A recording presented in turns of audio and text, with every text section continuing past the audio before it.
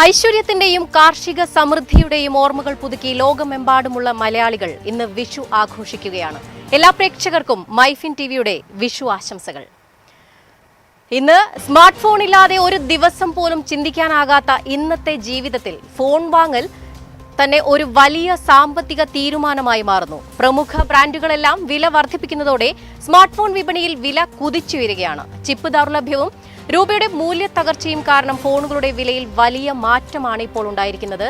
ഇതോടെ ഉപഭോക്താക്കൾക്ക് കൂടുതൽ ചെലവ് വരികയും വിപണിയിൽ മാറ്റങ്ങൾ പ്രകടമാവുകയും ചെയ്യുന്നു. ഈ മണിക്കൂറിലെ ഏറ്റവും പ്രധാനപ്പെട്ട വാർത്തകൾ നോക്കാം. എല്ലാ പ്രേക്ഷകർക്കും ഒരു മണി വാർത്തയിലേക്ക് സ്വാഗതം.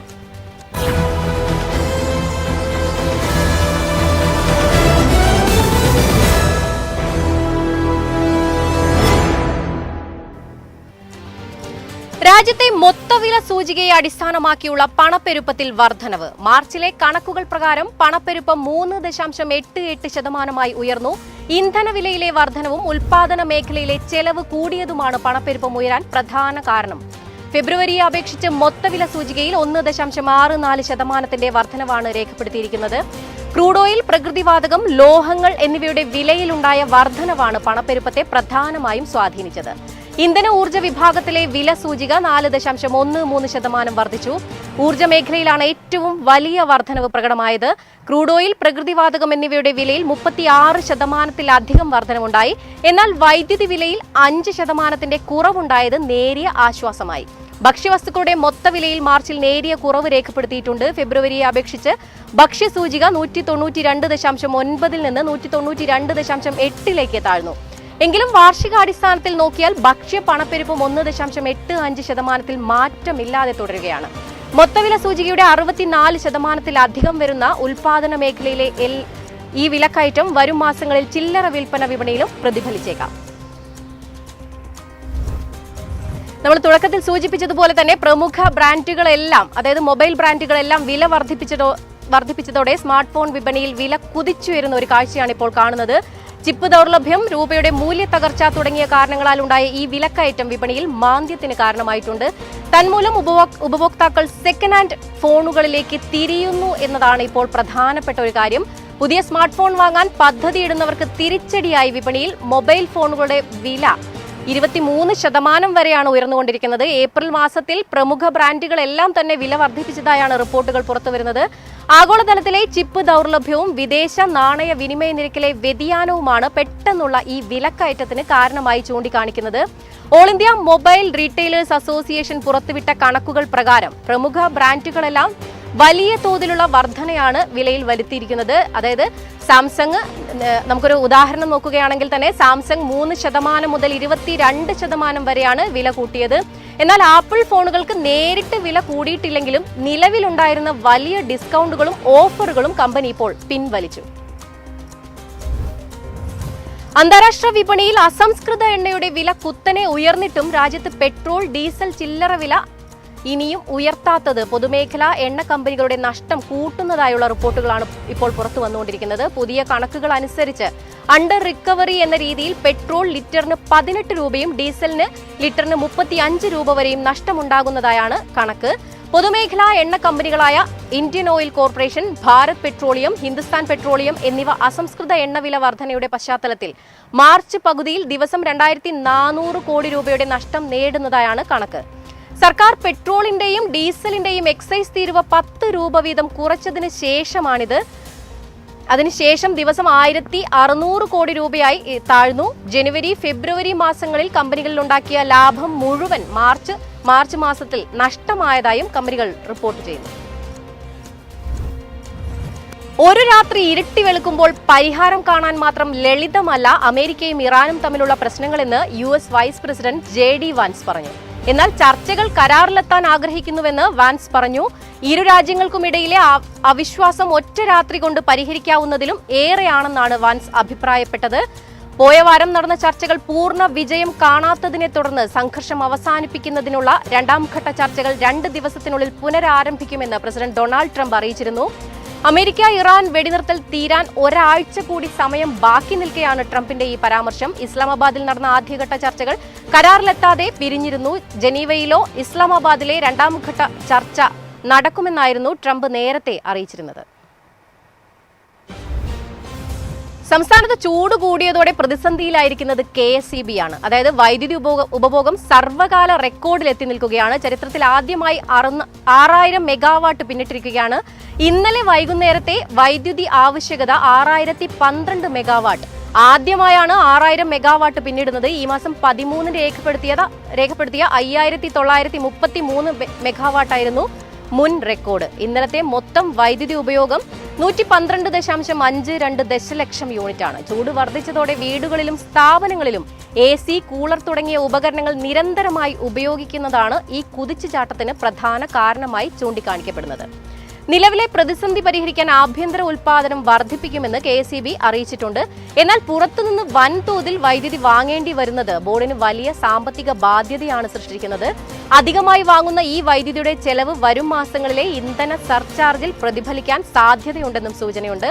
വൈദ്യുതി വിതരണത്തിൽ തടസ്സങ്ങൾ ഒഴിവാക്കുന്നതിനായി ഉപഭോക്താക്കൾ അതീവ ജാഗ്രത പാലിക്കണമെന്ന് അധികൃതർ നിർദ്ദേശിക്കുന്നു. മാത്രമല്ല, വൈകുന്നേരം 6 മണി മുതൽ രാത്രി 11 മണി വരെയുള്ള പീക്ക് സമയങ്ങളിൽ വൈദ്യുതി ഉപയോഗം പരമാവധി നിയന്ത്രിക്കണമെന്നും KSEB നിർദ്ദേശിക്കുന്നു. സർക്കാർ ഓഫീസുകളിലെ പ്രവൃത്തി ദിനം ആഴ്ചയിൽ 5 ആക്കുന്നതുമായി ബന്ധപ്പെട്ട തീരുമാനം എടുത്തിട്ടില്ലെന്ന് പൊതുഭരണ വകുപ്പ് അറിയിച്ചു. തെരഞ്ഞെടുപ്പ് പെരുമാറ്റച്ചട്ടം നിലവിൽ വരുന്നതിന് മുൻപ് മന്ത്രിസഭാ യോഗത്തിൽ ഇത് സംബന്ധിച്ച് പ്രഖ്യാപനം ഉണ്ടാകുമെന്നായിരുന്നു പ്രതീക്ഷ. എന്നാൽ ഈ വിഷയം മന്ത്രിസഭയുടെ പരിഗണനയ്ക്ക് പോലും എത്തിയിട്ടില്ലെന്ന് വിവരാവകാശ രേഖയിൽ വ്യക്തമാക്കുന്നു. ഫെബ്രുവരി 6-ന് പൊതുഭരണ വകുപ്പും സർവീസ് സംഘടനകളും ചേർന്ന് ഓൺലൈൻ യോഗം നടത്തിയിരുന്നു. സർക്കാർ സേവനങ്ങൾ കാര്യക്ഷമമായി നടത്തുന്നതിനായി ശനിയാഴ്ച അവധി നൽകുന്നതിനോട് എല്ലാ സംഘടനകളും അനുകൂലമായ നിലപാട് സ്വീകരിച്ചു. മറ്റു പ്രവൃത്തി ദിവസങ്ങളിൽ 1 മണിക്കൂർ അധികമായി ജോലി സമയം വർദ്ധിപ്പിക്കാമെന്ന ധാരണയുമുണ്ടായിരുന്നു. തുടർന്ന് വിഷയത്തിൽ വിപുലമായ യോഗം നടത്താൻ തീരുമാനിച്ചെങ്കിലും അത് നടന്നില്ല. സർക്കാർ ഓഫീസുകളിൽ ഫയലുകളും അപേക്ഷകളും ഇപ്പോൾ തന്നെ കെട്ടിക്കിടക്കുന്ന സാഹചര്യത്തിൽ പ്രവൃത്തി ദിനങ്ങൾ കുറയ്ക്കരുതെന്ന് ആവശ്യം വിവിധ വിഭാഗങ്ങൾ മുന്നോട്ട് വെച്ചിട്ടുണ്ടെന്നും വിവരാവകാശ രേഖയിൽ വ്യക്തമാക്കുന്നു. വനിതാ സംവരണ ഭേദഗതി ബിൽ ചർച്ച ചെയ്യാൻ 3 ദിവസത്തെ പാർലമെന്റ് സമ്മേളനം നാളെ മുതൽ ആരംഭിക്കും. ലോക്സഭാ സീറ്റുകളുടെ എണ്ണം 850 ആക്കി വനിതാ സംവരണം നടപ്പാക്കാനാണ് ബില്ലിലെ ശുപാർശ. ബില്ലിനെക്കുറിച്ച് ആലോചിക്കാൻ പ്രതിപക്ഷ പാർട്ടികളുടെ യോഗം ഇന്ന് മല്ലികാർജ്ജുൻ ഖാർഗെയുടെ വസതിയിൽ ചേരുന്നുണ്ട്. മണ്ഡല പുനർമൂല്യനിർണ്ണയം തിരക്കിട്ട് നടത്തുന്നതിനോട് യോജിപ്പില്ലെന്നാണ് പ്രതിപക്ഷത്തിന്റെ നിലപാട്.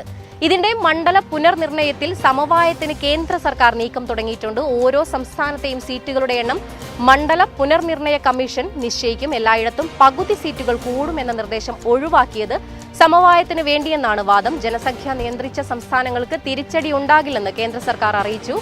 ആകെ സീറ്റുകളുടെ എണ്ണം 850 ആയിരിക്കുമെന്ന് നിശ്ചയിച്ചിട്ടുള്ളൂ. ഓരോ സംസ്ഥാനത്തും എത്ര വീതം കൂടുമെന്നത് ചർച്ചകൾക്ക് ശേഷം നിശ്ചയിക്കാമെന്നാണ് സർക്കാരിന്റെ നിർദ്ദേശം.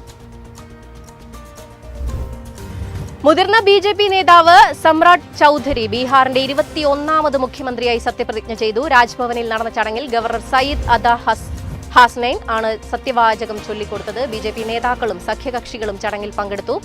ആദ്യമായിട്ടാണ് BJPക്ക് ബീഹാറിൽ മുഖ്യമന്ത്രി ഉണ്ടാകുന്നത്. ഇതോടെ നിതീഷ് കുമാറിന്റെ നീണ്ട ഭരണത്തിന് വിരാമമായി.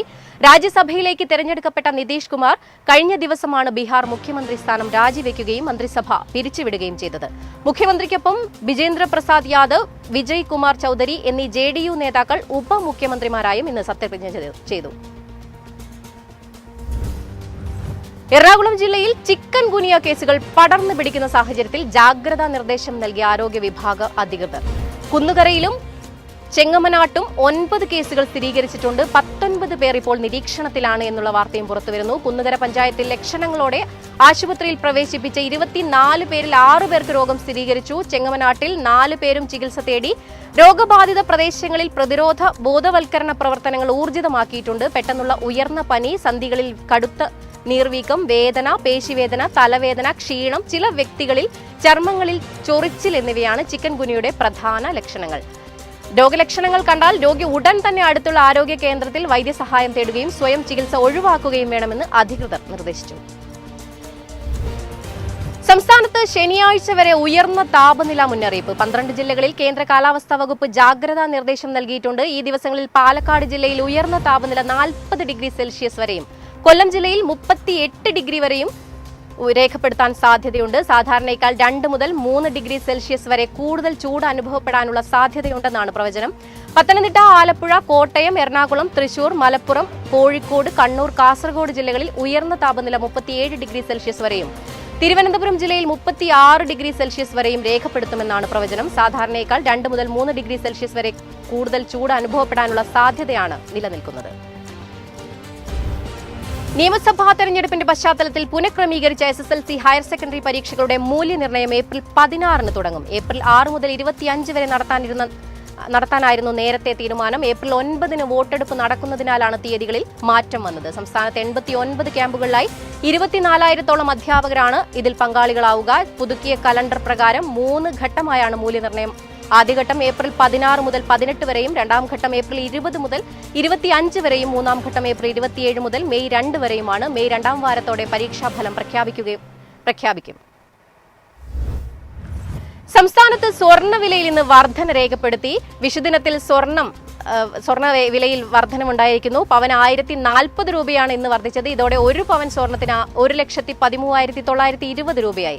1 ഗ്രാം സ്വർണ്ണത്തിനാവട്ടെ 130 രൂപ വർദ്ധിച്ച് 14,240 രൂപയിലെത്തി. 18 ഗ്രാം സ്വർണ്ണവിലയിലും വർധനമുണ്ട്. ഗ്രാമിന് 11,700 രൂപയും പവന് 93,600 രൂപയുമാണ് ഇന്നത്തെ വിപണി വില. ഈ മാസത്തെ ഏറ്റവും ഉയർന്ന നിരക്കാണ് സ്വർണ്ണവിലയിൽ ഇന്ന് രേഖപ്പെടുത്തിയിരിക്കുന്നത്. വെള്ളി ഗ്രാം 270 രൂപയിലാണ് ഇപ്പോൾ വ്യാപാരം നടക്കുന്നത്. ഇതോടെ 1 മണി വാർത്ത സമാപിക്കുകയാണ്. ഇനി ഒരു ഇടവേളയ്ക്ക് ശേഷം മാർക്കറ്റ് അപ്ഡേറ്റ്സുമായി സഫ്വാൻ ചേരും. നമസ്കാരം.